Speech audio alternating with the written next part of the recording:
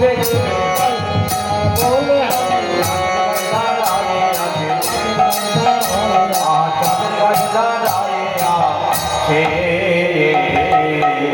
চাঁদের গাছ দাঁড়িয়ে আছে, এমন কালিয়া চাঁদ কে আনিল দেশে, অকলঙ্ক কুলেতে কলঙ্ক রইল শেষে। বললেন চাঁদের গাছ দাঁড়িয়ে আছে, সখী রে কি দেখলাম জানিস, কি দেখলাম জানিস, হাতে 10 পায়ে 10 অর্ধচন্দ্র কপালে। হাতে 10 পায়ে 10 অর্ধচন্দ্র কপালে, হাতে 10 পায়ে 10 অর্ধচন্দ্র কপালে, হাতে 10 পায়ে 10 অর্ধচন্দ্র কপালে।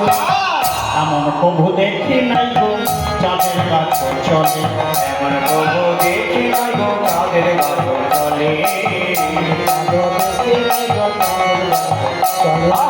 এমন প্রভু দেখি নাই গো চাঁদের গাছ চলে। আমি কোনোদিন দেখিনি এই চাঁদের গাছ আবার চলতে। আপনারা দেখেছেন নাকি? দেখেছেন চাঁদের গাছ চলে কখনো? আমার চাঁদের গাছ চলে নাকি? বলেন বৃন্দাবনে যে চাঁদের গাছটি, সেই চাঁদের গাছটি আবার চলাফেরা করে। বলেন হাতে 10 পায়ে 10 অর্ধচন্দ্র কপালে, এমন প্রভু দেখি নাই গো চাঁদের গাছ চলে। চাঁদের গাছ চলে বেড়ায়, হাতে 10 পায়ে 10। গোবিন্দের এই যে 24.5 তত্ত্ব, এই 24.5 তত্ত্বটি হলো গোবিন্দের শরীরে অবস্থিত। যারা গুরু ঘরে গিয়েছেন, গুরুচরণ আশ্রয় করেছেন, আপনারা সেখানেই কিন্তু এই 24.5 তত্ত্ব পেয়েছেন। যারা শিক্ষার ঘরে গিয়েছেন তারা কিন্তু এই 24.5 তত্ত্ব শিক্ষা মন্ত্র পেয়েছে, কিন্তু আপনারা জানেন না সেটা। 24.5 চাঁদ কোথায় কোথায়? বললেন 10 চাঁদে নাচে গাই মুরলীর রন্ধে, 10 চাঁদে নাচে গাই মুরলীর রন্ধে, 10 চাঁদে নাচে গাই মুরলীর রন্ধে, 10 চাঁদে নাচে গাই মুরলীর রন্ধে। আর 10 চাঁদ রই চরণার বৃন্দে, আর 10 চাঁদ রই চরণার বৃন্দে, 10 চাঁদ রই চরণার বৃন্দে, আর 10 চাঁদ রই চরণার বৃন্দে। 10 চাঁদ নাচে গায় মুরলীর রন্ধে। 10টি চাঁদ নেচে বেড়ায় কোথায় জানিস? ওই যে মুরলীধারী বংশীধারী তো গোবিন্দ, তা ওই যে মুরলীর রন্ধ্রে রন্ধ্রে এই যে গোবিন্দের যে হাতের এই যে নখ,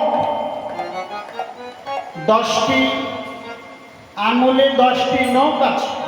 এই 10টি নখ হলো 10টি চাঁদ। বর্ণনা দিচ্ছেন 10টি নখ হলো 10টি চাঁদ। তাই নখগুলো এই দেখুন যখন বংশীর ধ্বনি করে, মুরলীর ধ্বনি করে, তখন এগুলো নৃত্য করে। তাই বলছেন 10 চাঁদ নাচে দেখো মুরলীর রন্ধে। এই গেল 10টি চাঁদ। আর 10টি চাঁদ কোথায়? বললেন 10টি চাঁদ হলো চরণে। গোবিন্দের চরণে 5 5 10টি নখে যে 10টি নখ আছে, ওটি হলো 10টি চাঁদ। 10 আর 10 কত হলো? 20টা হলো।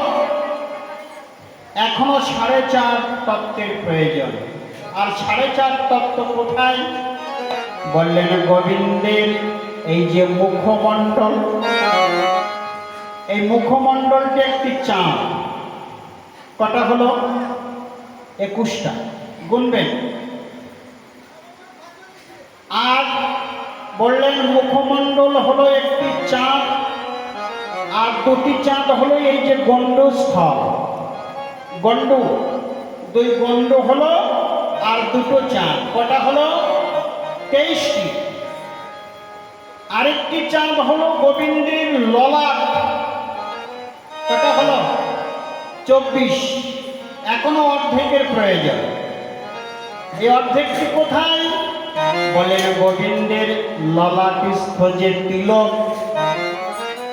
এই যে গোবিন্দের ললাটে যে তিলক, এই তিলকটা হলো আর অর্ধচন্দ্র।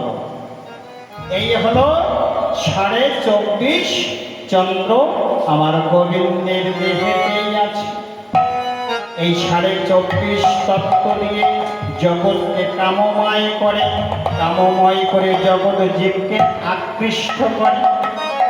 তাই সেই 24.5 চাঁদ বললেন সখী, আমি 24.5 চাঁদ দেখে এলাম ওই যমুনার তীরে। বলছে বাবা বেশ ভালো বলছিস, আরো বল, তুই গোবিন্দের কথা আমাদের কাছে আরো খুলে বল, আর কি দেখলি? তখন রাধারানী বলছে সখী রে, রহয় ত্রিভঙ্গ ভো মন